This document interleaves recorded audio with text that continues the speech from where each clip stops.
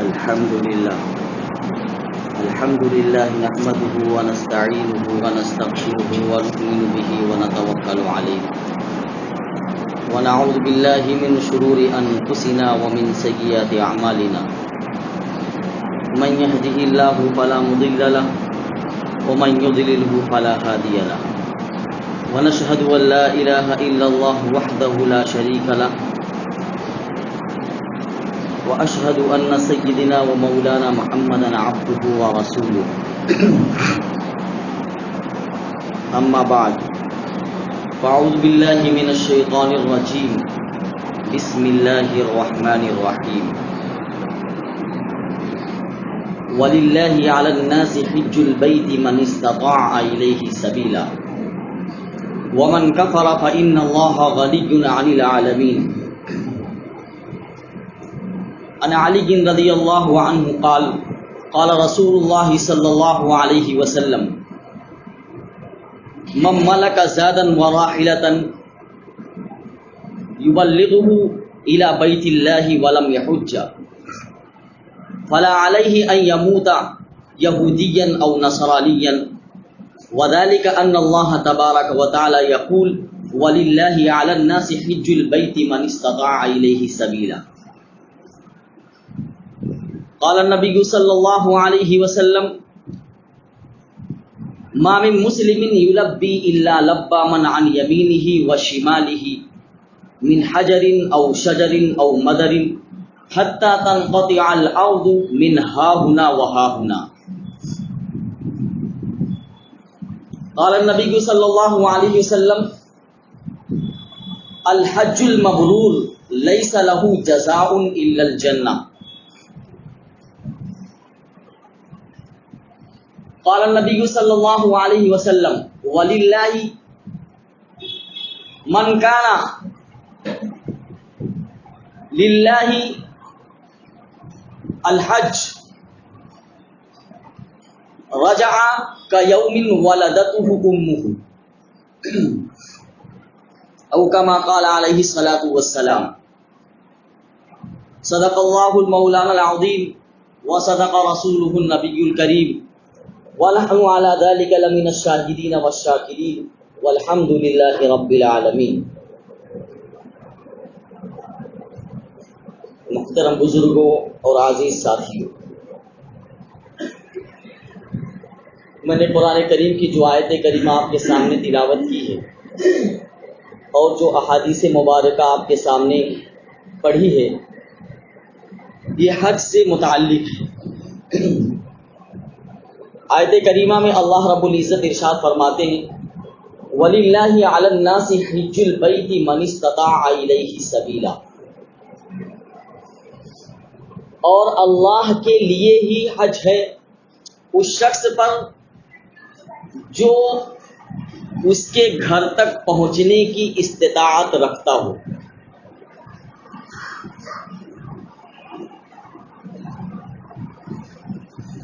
دوسری حدیث جو میں نے آپ کے سامنے پڑھی ہے اس میں اللہ کے رسول صلی اللہ علیہ وسلم ارشاد فرماتے ہیں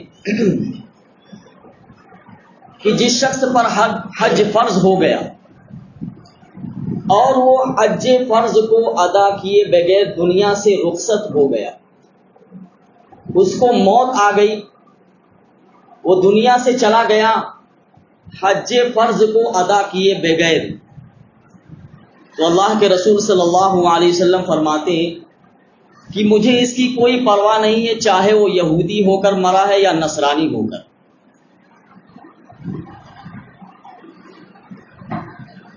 دیکھیے اس آیت مبارکہ سے ان لوگوں پر جو صاحب استطاعت ہیں، صاحب حیثیت ہیں، مالدار ہیں، اللہ کے گھر کا حج کرنا ان کے ذمہ فرض ہے.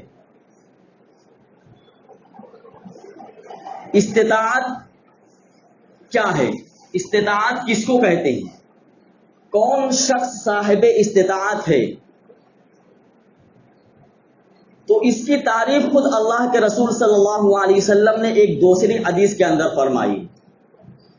جو اللہ رب العزت نے اس میں ارشاد فرمایا ہے من استطاع الیہ سبیلا، جو شخص بیت اللہ تک پہنچنے کی استطاعت رکھتا ہو اس کے اوپر حج کرنا ضروری ہے۔ تو استطاعت سے کیا مراد ہے؟ کون سی چیز استطاعت سے مراد ہے؟ ایک صحابی نے عرض کیا کہ اللہ کے رسول، جو اس آیت کریمہ میں من استطاع الیہ سبیلا آیا ہے، اس سے کیا مراد ہے؟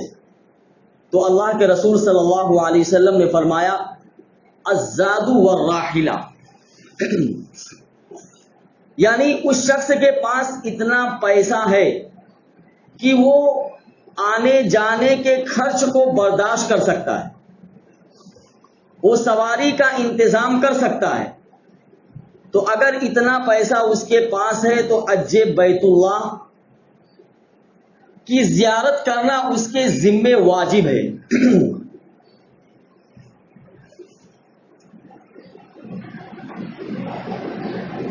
اس زمانے میں سواریاں جو ہوتی تھیں وہ اونٹنیاں یا گھوڑے وغیرہ یا کھچر وغیرہ، اس پر لوگ سفر کیا کرتے تھے حج کا۔ اس زمانے کے اعتبار سے سواریاں بدل گئی ہیں، لوگ ایروپلین سے سفر کرتے ہیں، کوئی اپنی ذاتی گاڑی سے سفر کرتا ہے، کوئی بس سے سفر کرتا ہے اور کوئی پیدل ہی سفر کرتا ہے۔ تو یہ جو راحلہ ہے یعنی سواری، یہ زمانے کے اعتبار سے بدلتی رہتی۔ اس دور میں وہ سواریاں تھیں اور ہمارے دور میں یہ دوسری سواری ہے۔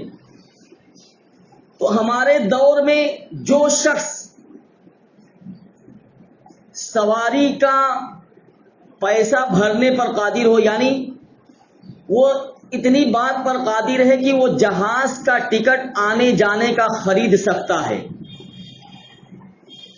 اور وہاں رہ کر وہ اپنے گھر والوں کو چھوڑ کر ان کے لیے ضروریات کا جو انتظام ہے وہ پورا کر سکتا ہو، تو ایسے شخص کے اوپر حج کرنا فرض ہو گیا ہے۔ اس کے لیے ضروری ہے کہ وہ حج بیت اللہ کرے۔ اگر وہ بغیر حج کیے ہوئے مر گیا تو اللہ کے رسول صلی اللہ علیہ وسلم نے بہت سخت وعید اس کے لیے بیان فرمائی۔ اس لیے ہر مسلمان کو غور کرنے کی ضرورت ہے کہ کیا اس کی ملکیت میں اتنا پیسہ ہے کہ جس سے اس کے اوپر حج فرض ہو رہا ہے۔ مثال کے طور پر آج کے دور میں اگر کسی کے پاس ذاتی مکان ہے جس میں وہ رہتا ہے خود، لیکن اس ذاتی مکان کے علاوہ ایک اور مکان اس کے پاس موجود ہے جس کو اس نے کرائے پر دے رکھا ہے، اب اس کے اوپر حج فرض ہو گیا، کیونکہ وہ جو دوسرے مکان کی مالیت ہے وہ مالیت 2.5 لاکھ 3 لاکھ سے زیادہ ہی کی ہوگی۔ اس دور میں 2.5 لاکھ 3 لاکھ 4 لاکھ روپے تک کا جو مالک ہے اس کے اوپر حج کرنا بالکل ضروری ہو گیا ہے۔ اگر وہ 2.5 3 لاکھ اس کی ضرورت سے زیادہ ہے تو مردوں کے لیے تو بہت مشکل ہوتا ہے ان کے ہاتھ میں پیسے کا ہونا، لیکن ہمارے گھر کی عورتوں کو ذرا ہم غور سے دیکھیں کہ کیا ان کی ملکیت میں اتنا مال موجود ہے جس سے ان کے اوپر حج فرض ہو رہا ہو۔ اگر آپ دیکھیں گے تو بہت سارے گھرانوں میں ایسی عورتیں نظر آئیں گی کہ ان کی ملکیت میں 7 تولہ 5 تولہ 6 تولہ سونا سے زائد ہی موجود ہوگا۔ اب بتائیے وہ 5 تولہ یا 6 تولہ 7 تولہ جو سونا موجود ہے اس کی مالیت، اس کی قیمت کتنی ہے؟ آپ خود ہی اندازہ لگا لیجیے۔ اگر اتنی مالیت کا سونا اس کے پاس موجود ہے تو اس خواتین پر جو حج کرنا ضروری ہو گیا، لیکن اگر وہ حج کو مؤخر کر رہا ہے، ٹال رہا ہے تو ٹالنے کی بنا پر وہ گنہگار ہوگا۔ اس لیے ہر شخص کو غور کرنے کی ضرورت ہے دوستو کہ کیا واقعتاً میرے اوپر حج فرض ہو رہا ہے یا نہیں۔ ہم خود اپنی ملکیت کا جائزہ لیں۔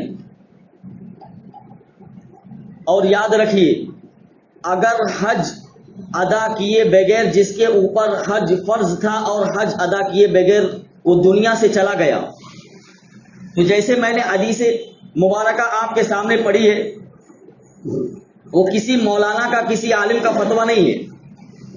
آپ کسی عالم سے کسی مفتی سے فتویٰ لیں گے تو ظاہر کے اعتبار سے آپ کو فتویٰ دے دے گا، لیکن یہ اللہ کے رسول صلی اللہ علیہ وسلم کا فرمان ہے، وہ کسی عالم کی بات نہیں ہے، بلکہ اللہ کے رسول صلی اللہ علیہ وسلم کا فرمان ہے کہ وہ یہودی ہو کر مرے گا یا نصرانی ہو کر مرے گا۔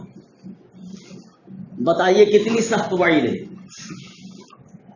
اس لیے جو مسلمان جن کی ملکیت میں اتنا مال ہے وہ اس فرض سے اپنے آپ کو جلد سے سرگدوش کر لیں تاکہ اس وعید کے وہ مستحق نہ بنے۔ اور بعض لوگ تو یہ کہتے ہوئے سنا گیا ان کو، بلکہ میں نے ابھی پچھلے جمعہ میں اپنے ایک دوست سے میں بات کر رہا تھا کہ لوگ یہ کہتے ہیں کہ ابھی یعنی مالدار ہے، وہ اللہ نے اس کو صاحب حیثیت بنایا ہے، لیکن وہ ٹالتا رہتا اس کو، اور یہ جملہ کہتا ہے کہ ابھی بلاوا نہیں آیا ہے۔ کیا جملہ استعمال کرتا ہے؟ کہتا ہے ابھی اللہ کی طرف سے بلاوا نہیں آیا، جب بلاوا میرے نام کا آئے گا تو میں پہنچ جاؤں گا۔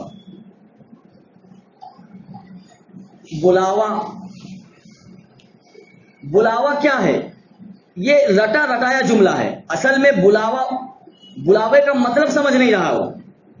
بلاوے کا مطلب یہ ہے کہ اللہ رب العزت نے اس کو صاحب استطاعت بنا دیا ہے، اس کی ملکیت میں اتنا مال ہے کہ وہ حج کو ادا کر سکتا ہے۔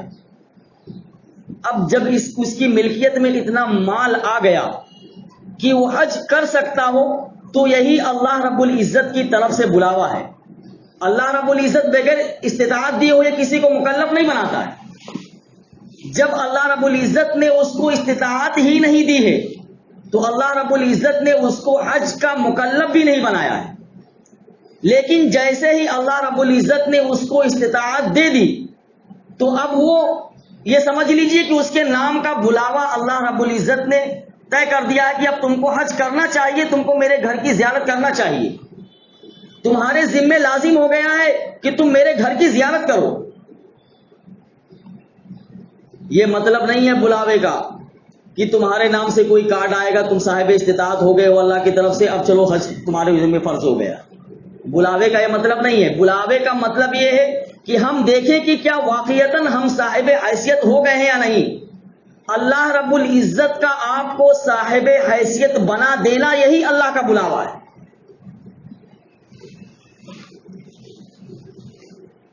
لہذا اس دھوکے میں مت آئیں کہ ہم یہ جملہ کہتے رہیں کہ جب اللہ کی طرف سے منظور ہوگا بلاوا آئے گا۔ ارے آپ کوشش تو کیجئے، لیکن ہم تو ٹالتے رہتے اس کو۔ اس سال حج نہیں کیا، آئندہ سال کریں گے۔ کیوں؟ کیونکہ لڑکے کی شادی ہے۔ اچھا ٹھیک ہے، آئندہ سال کر لینا لڑکے کی شادی کر کے۔ آئندہ سال آ گیا، کیوں نہیں حج کیا؟ لڑکے کی شادی بھی ہو گئی۔ ارے کیا مولانا وہ دوسری دکان میں نے خرید دیا، ابھی اس کو کاروبار جما رہا ہوں میں۔ اچھا کاروبار جم گیا، تیسرا سال آ گیا، پھر بھی حج نہیں کر رہا ہے۔ ارے مولانا بہت ذہن پہ ٹینشن ہے، بہت بوجھ پڑ رہا ہے، اس وجہ سے مجھے موقع نہیں مل رہا، کیسے حج کروں مجھے سمجھ میں نہیں آ رہا ہے۔ دیکھیے دوستو، اللہ کے یہاں بہانہ نہیں چلے گا۔ آپ ذرا اس حدیث کی روشنی میں اپنے آپ کا جائزہ لیں۔ کتنے جنازے ایسے ہیں جو حج کو ادا کیے بغیر ہی دنیا سے رخصت ہو جاتے ہیں۔ بہت سارے جنازے ایسے ہیں جن کے اوپر حج فرض تھا لیکن انہوں نے حج کو ادا نہیں کیا اور ایسے ہی دنیا سے رخصت ہو گئے۔ ظاہر سی بات ہے مسلمان ہے، ہم جو ایک مسلمان کا جو حق ہے اس حق کو ادا کریں گے۔ جنازے کے بعد اس کو غسل دیں گے، کفن پہنائیں گے، اس کی جنازے کی نماز پڑھیں گے، اس کو مسلمانوں کے قبرستان میں دفن کریں گے۔ یہ ہم ظاہری اعتبار سے کر رہے ہیں کہ یہ مسلمان ہے، لیکن اللہ کے رسول صلی اللہ علیہ وسلم کے نزدیک اللہ کے رسول صلی اللہ علیہ وسلم کا فرمان اس کے بارے میں کیا ہے کہ صاحب استطاعت ہونے کے باوجود بھی اس نے حج نہیں کیا تو اللہ کے رسول صلی اللہ علیہ وسلم کا فرمان ہے کہ چاہے وہ یہودی ہو کر مرا یا نصرانی ہو کر یا عیسائی ہو کر مرا، وہ مسلمان ہو کر نہیں مر سکتا ہے۔ یہ تو ظاہری اعتبار سے ہم مسلمان ہیں تو ہم مسلمانوں کے حقوق کو ادا کر رہے ہیں، لیکن آخرت میں اس کے ساتھ اللہ کا کیا معاملہ ہوگا وہ اس کے درمیان میں ہے اور اللہ کے درمیان میں ہے، اور اللہ کے رسول صلی اللہ علیہ وسلم کا فرمان بظاہر یہی نظر آ رہا ہے۔ اور ایک دوسری حدیث میں ہے کہ اللہ کے رسول صلی اللہ علیہ وسلم نے فرمایا کہ جس شخص پر حج فرض ہو گیا ہو اور وہ حج کو ٹالتا رہا یہاں تک کہ اس کو موت آ گئی، تو کل قیامت کے دن میدان حشر میں اس کی پیشانی پر کافر لکھا ہوا ہوگا۔ مسلمان نہیں بلکہ اس کی پیشانی پر کافر لکھا ہوا ہوگا۔ یہ اللہ کے رسول صلی اللہ علیہ وسلم کا فرمان ہے۔ اس لیے دوستو اس میں کوتاہی نہ کریں۔ اگر واقعتاً ہمارے اوپر حج فرض ہے تو ہم اس کو ٹالنے کے بجائے اس کو جلدی سے ادا کریں، کہیں ایسا نہ ہو کہ ہماری موت آ جائے ہم اس فرض کو ادا کرنے سے رہ جائیں۔ ایک بات، دوسری بات، یہ حج کے متعلق ہم نے یہ ذہن میں رکھا کہ اگر حج کریں گے تو غریب ہو جائیں گے، اتنا پیسہ ہی جتنا پیسہ ہے اگر یہ حج میں خرچ کر دیا تو بچے گا ہمارے پاس کیا؟ دیکھیے اللہ کے رسول صلی اللہ علیہ وسلم کا فرمان سنیے۔ اللہ کے رسول صلی اللہ علیہ وسلم فرماتے ہیں کہ عمرہ یا حج کرنے والا کبھی بھی فقیر نہیں ہو سکتا ہے۔ جس شخص نے اللہ کے لیے حج کیا یا جس شخص نے اللہ کے لیے عمرہ کیا، اللہ رب العزت کبھی بھی اس پر فقر کو مسلط نہیں ہونے دیں گے۔ اب ہم جتنا پیسہ خرچ کر رہے ہیں اللہ رب العزت حج کی وجہ سے اس کا ڈبل ہم کو لوٹا کر دے گا انشاءاللہ۔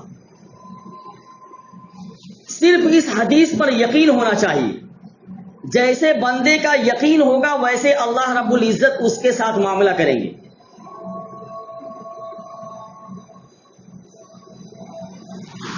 مینا کے میدان میں اللہ کے رسول صلی اللہ علیہ وسلم مسجد میں تشریف رکھتے تھے۔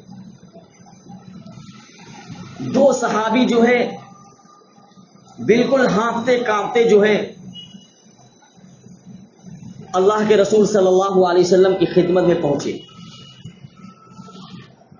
چونکہ وہ دور سے آ رہے تھے اس لیے اللہ کے رسول صلی اللہ علیہ وسلم نے ان کو کہا کہ تم تھوڑی دیر آرام کر لو۔ انہوں نے کہا کہ ہم آرام تو کر لیں گے لیکن ہمیں آپ سے کچھ سوالات کرنے ہیں۔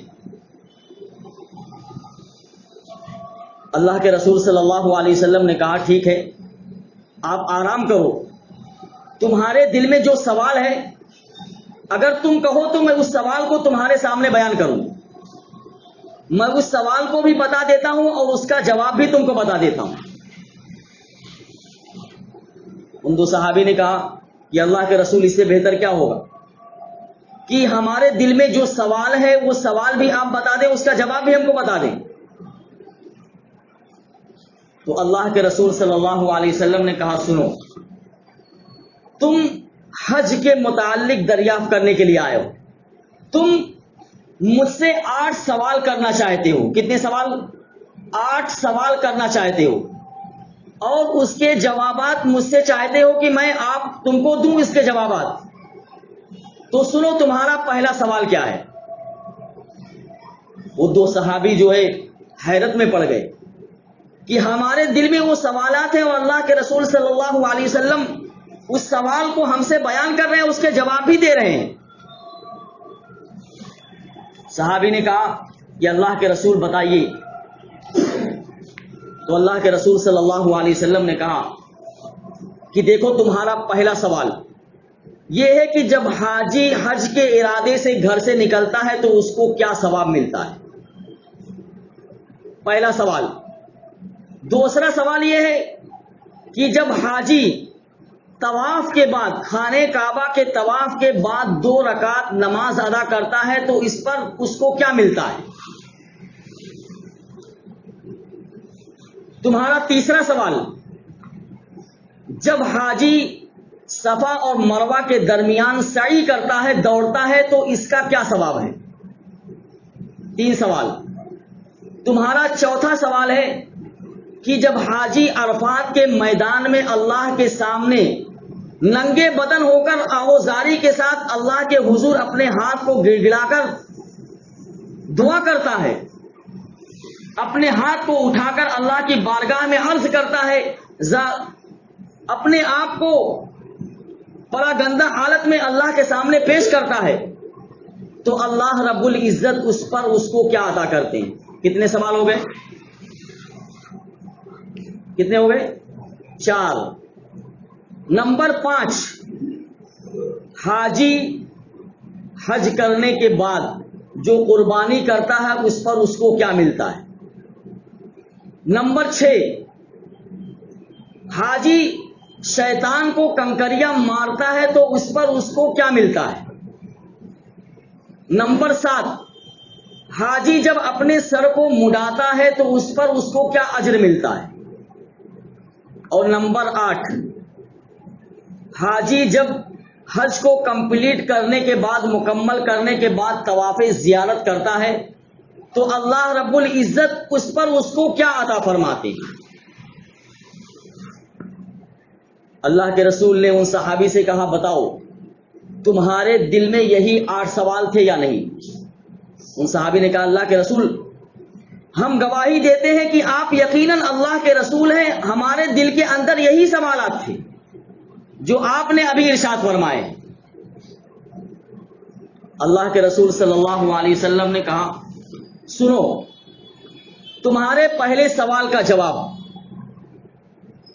حج اور عمرہ کرنے والے اس حدیث کو غور سے سنیں، دیکھیے حج کا کتنا ثواب اللہ رب العزت نے رکھا ہے۔ اللہ کے رسول صلی اللہ علیہ وسلم نے فرمایا کہ حاجی جب حج کے ارادے سے گھر سے نکلتا ہے، تمہارا پہلا سوال یہ ہے کہ اس پر اس کو کیا ملتا ہے؟ تو اللہ کے رسول صلی اللہ علیہ وسلم نے فرمایا کہ حاجی جب حج کے ارادے سے گھر سے قدم نکالتا ہے باہر، تو اس کے ہر قدم پر جو قدم وہ اٹھاتا ہے یا جو قدم وہ رکھتا ہے زمین پر، اس کے ہر قدم پر ایک نیکی اس کے نامہ اعمال میں لکھی جاتی ہے اور ایک گناہ اس کے نامہ اعمال سے مٹا دیا جاتا ہے۔ اب چاہے تم پیدل حج کرو، اب چاہے ہم اس دور میں ایروپلین سے حج کریں، قدم کا ثواب تو انشاءاللہ ہم کو مل کر رہے گا اس حدیث کے مطابق۔ ہم چاہے جس سے سفر کریں، یہ نہیں کہ ہم کو قدم اٹھانا ہے تبھی ثواب ملے گا، نہیں، آپ جس سواری سے بھی حج کر رہے ہو، آپ کے قدم اٹھانے کا ثواب اللہ رب العزت آپ کے نامہ اعمال میں لکھتا جائے گا۔ نمبر 2، تم نے سوال کیا ہے کہ حاجی جب طواف کے بعد 2 رکعت نماز پڑھتا ہے تو اس پر اللہ رب العزت اس کو کیا ثواب دیتے ہیں؟ تو اللہ کے رسول صلی اللہ علیہ وسلم نے فرمایا کہ جب حاجی 2 رکعت نماز ادا کرتا ہے طواف کے بعد، دیکھیے یہ جو حج کا سفر ہے نا، یہ حج کا سفر بالکل عاشقانہ سفر ہے، اس میں عقل کو کوئی دخل نہیں ہے۔ آپ اگر عقل سے حج کے سارے ارکان کو سوچیں گے تو سب الٹے ہی نظر آئیں گے۔ اگر عقل کے مطابق آپ حج کے ارکان کو سوچ لیں تو آپ کو سمجھ میں آئے گا کہ یار تو سب تو الٹا ہو رہا ہے یہاں۔ اسلام میں تو یہ چیزیں منع تھی بھائی، اسلام میں کسی گھر کا طواف کرنے سے منع کیا گیا کہ نہیں؟ اور وہاں پہنچنے کے بعد ہم خود اس گھر کا طواف کر رہے ہیں۔ اسلام میں پراگندہ ہونے کو منع کیا گیا، میلے کچیلے رہنے کو منع کیا گیا ہے، لیکن حج کی حالت میں پراگندہ اور میلے کچیلے رہنے کو اللہ رب العزت پسند کر رہے ہیں۔ حج میں ہم پتھر کو چومتے ہیں، حجر اسود کو، حالانکہ اسلام میں کسی پتھر کو چومنے سے منع کیا گیا ہے۔ ایسے کتنے حج کے ارکان ہیں جو ہم کر رہے ہیں لیکن ہماری عقل اس کو تسلیم نہیں کر رہی ہے۔ چاہے ہماری عقل اس کو تسلیم کرے یا نہ کرے، اللہ کے رسول نے جب ہم کو کہہ دیا تو ہم کو کرنا ہی پڑے گا۔ اس لیے حج جو ہے نا، اگر آپ اس کو عقل کی روشنی میں دیکھیں گے تو سب چیزیں اس میں الٹی نظر آئیں گی۔ دنیا کے کسی بھی مسجد میں پہنچنے کے بعد حکم یہ ہے کہ 2 رکعت نماز تحیت المسجد کی ادا کریں۔ آپ کسی بھی مسجد میں داخل ہو تو 2 رکعت نماز تحیت المسجد کی آپ ادا کریں پہلے۔ لیکن اسلام نے حج کے موقع پر خانہ کعبہ میں حرم میں داخل ہونے کے بعد اس تحیت المسجد کو منع کر دیا ہے۔ تحیت المسجد آپ نہیں ادا کریں گے بلکہ گھر کا طواف کریں گے۔ تو یہ جو حج کا سفر ہے، آپ اس کو عقل کی روشنی میں مت دیکھیے، اس کو یہ دیکھیے کہ یہ عشق و مستی کا سفر ہے، اور یہ بالکل عاشقانہ سفر ہے۔ جس طریقے سے عاشق جو ہے، جو کسی پر عاشق ہو تو اپنے محبوب کی ہر چیز سے اس کو پیار ہوتا ہے۔ امرؤ القیس مجنوں کے بارے میں ہے کہ وہ لیلا کے گھر کا طواف کیا کرتا تھا۔ لیلا گھر کے اندر موجود ہے اور وہ گھر کا طواف کیا کرتا تھا۔ کسی نے اسے پوچھا، رے یار تمہاری محبوبہ تو گھر کے اندر موجود ہے اور تم اس کے گھر کا طواف کر رہے ہو؟ تو اس نے کہا کہ اگرچہ میری محبوبہ گھر کے اندر موجود ہے، لیکن یہ گھر میرے محبوبہ سے متصل ہے، میرے محبوبہ سے ملا ہوا ہے، اس وجہ سے میں اس گھر کا طواف کر رہا ہوں۔ ہم خانہ کعبہ کا طواف کیوں کر رہے ہیں؟ کیونکہ وہ گھر اللہ رب العزت کا ہے، اور عشق تقاضا کر رہا ہے کہ جو محبوب کا گھر ہو اور جو محبوب چاہ رہا ہو ہم اس کو کریں۔ اس لیے حج کو کبھی بھی عقل کے مطابق دیکھنے کی کوشش نہ کریں کہ عقل، اگر آپ عقل سے سوچیں گے تو کہیں گے یار اس میں، اسی وجہ سے جو ہائی فائی قسم کے لوگ ہوتے ہیں وہ سمجھتے ہیں یار حج میں تو ایسے 2 لباس پہننا پڑتے ہیں، میں تو یہ 2 لباس پہن نہیں سکتا ہوں، ایسی چیزیں حج میں کروائی جاتی ہیں میں کر نہیں سکتا ہوں۔ اس کو شرم محسوس ہوتی ہے۔ شرم اس وقت محسوس ہوگی جب آپ کو محبوب سے حقیقت محبت نہیں ہے۔ اگر اللہ رب العزت سے حقیقی محبت ہے تو کبھی بھی آپ کو حج کے جو ارکان ہے اس کو آپ خوشی خوشی کریں گے اور آپ کو اس میں مزہ آئے گا۔ اس لیے اللہ کے رسول صلی اللہ علیہ وسلم نے دوسرا جواب دیا کہ جب حاجی طواف کے بعد 2 رکعت نماز پڑھتا ہے تو اللہ کے رسول صلی اللہ علیہ وسلم نے فرمایا کہ اللہ رب العزت اس کو 2 رکعت نماز پڑھنے پر ایک عربی غلام آزاد کرنے کا ثواب دیتے ہیں۔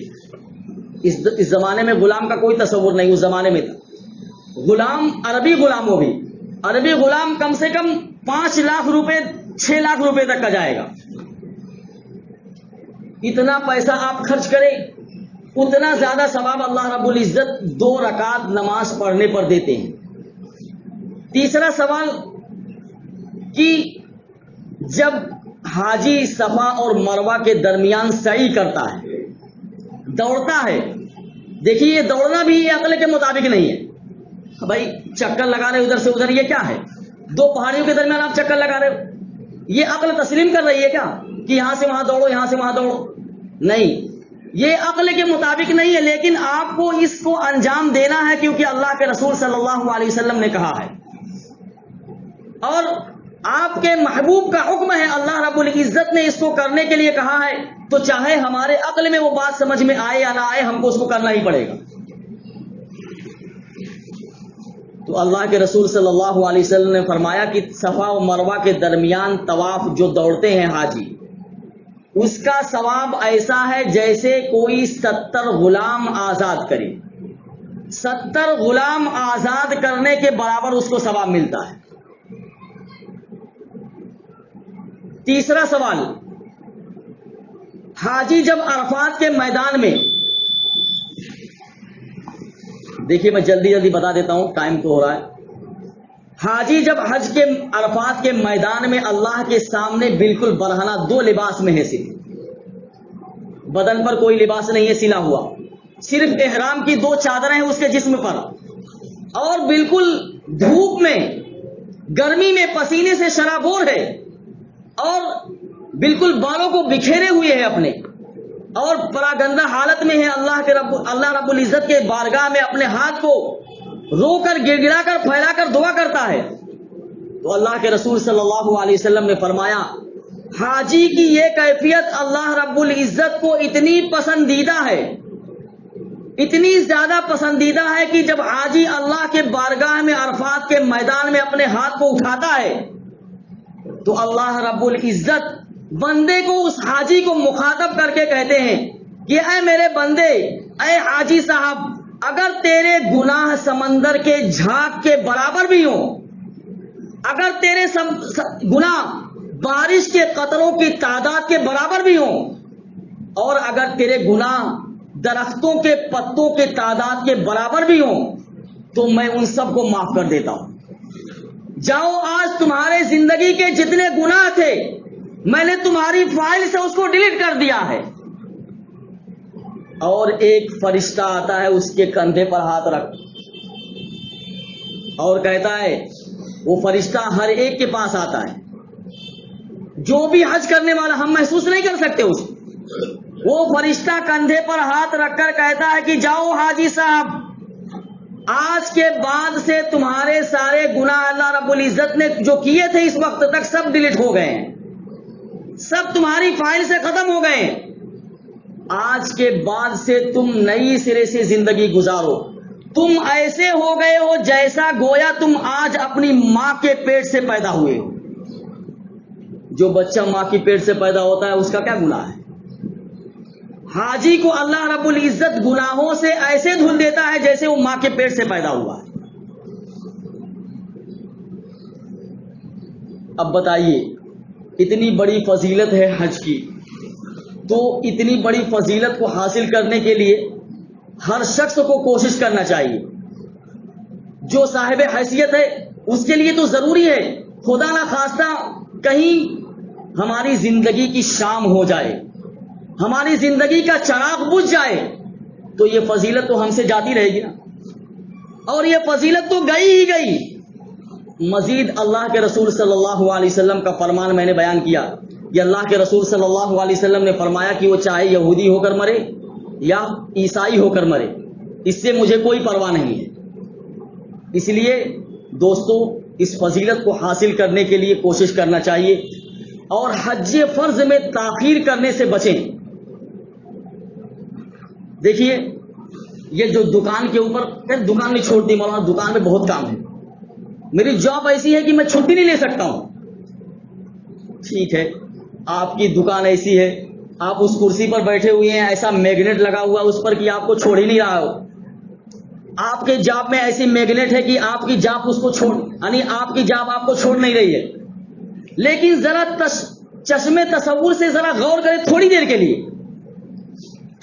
کے لیے آپ سوچیں کہ جس دکان کے بارے میں کہہ رہا ہوں کہ اس کی کرسی مجھ کو نہیں چھوڑ رہی ہے، جس جاب کے بارے میں کہہ رہا ہوں کہ مجھے اجازت نہیں مل رہی ہے، مجھے چھٹی نہیں مل رہی ہے، چشم تصور سے ذرا تھوڑی دیر کے لیے سوچیں، کیا کہ اگر مجھے خدا نہ خواستہ موت آ گئی تو کیا یہ کرسی پھر بھی مجھ سے چمٹی رہے گی؟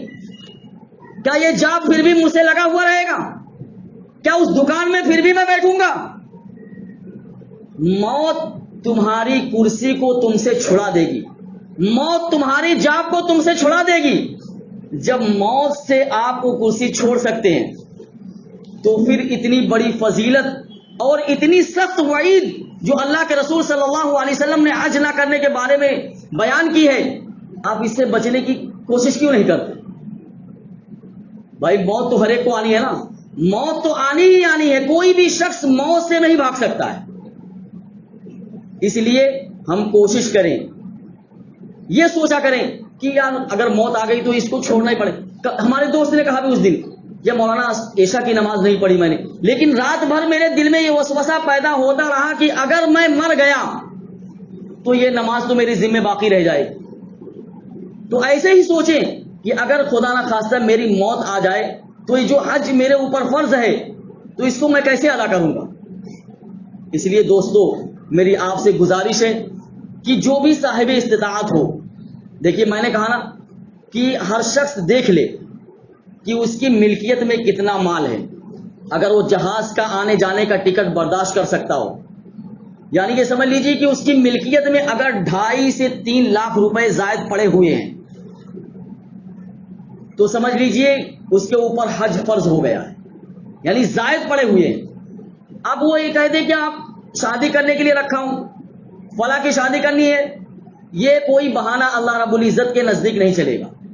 بلکہ جب اللہ رب العزت نے آپ کو صاحب حیثیت بنا دیا ہے تو بغیر کسی عذر کے آپ اس کو مؤخر نہ کریں. عذر ہے اگر کوئی، جیسے کوئی خاتون ہے، مالدار ہے، بہت پیسے والی ہے، لیکن اس کو محرم نہیں مل رہا ہے. اب ظاہر سی بات ہے اس خاتون کے پاس عذر ہے، اگرچہ اللہ رب العزت نے اس کو بہت مالدار بنایا ہے، بہت پیسہ دیا ہے، وہ حج کر سکتی ہے، لیکن چونکہ اس کے پاس عذر ہے، اس کے پاس محرم موجود نہیں ہے، تو جب تک محرم اس خاتون کو، اس عورت کو نہ مل جائے اس وقت تک اس کے اوپر حج جو ہے فرض نہیں ہوگا. جیسے ہی محرم ملے گا اس کے اوپر حج ضروری ہو جائے گا. تو کوئی عذر اگر نہ ہو یا کوئی مانع نہ ہو یا کوئی بیماری ایسی نہ ہو جو آپ کو وہاں تک جانے سے روک رہی ہو، تو ہم کو چاہیے کہ ہم حج فرض کو جلدی سے جلدی ادا کریں. اللہ رب العزت مجھے بھی اور آپ کو عمل کرنے کی توفیق عطا فرمائے. وآخر الدعوانا الحمدللہ رب العالمین. جو سوالات تھے 4 بیان کی، انشاءاللہ اگر موقع رہا تو آئندہ جمعہ میں انشاءاللہ ان سوالوں کو کمپلیٹ کروں گا.